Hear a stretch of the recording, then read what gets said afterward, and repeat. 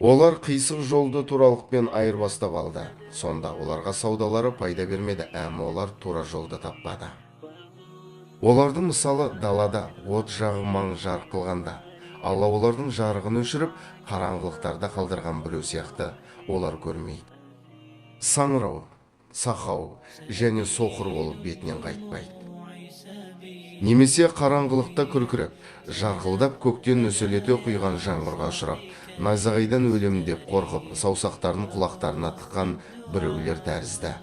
Алла кәпірлерді толық баураушы. Олардың көздерін найзағай жұлып әкете жаздайды. Оларға жарық берген сәтте, олар жарықта жүреді, оларға қараңғы болады. Олар тұра қалады. Егер Алла қаласа, олардың есту, көру сезімдерін де жояр еді. Алланың әр нәрсеге күші толық жетуші.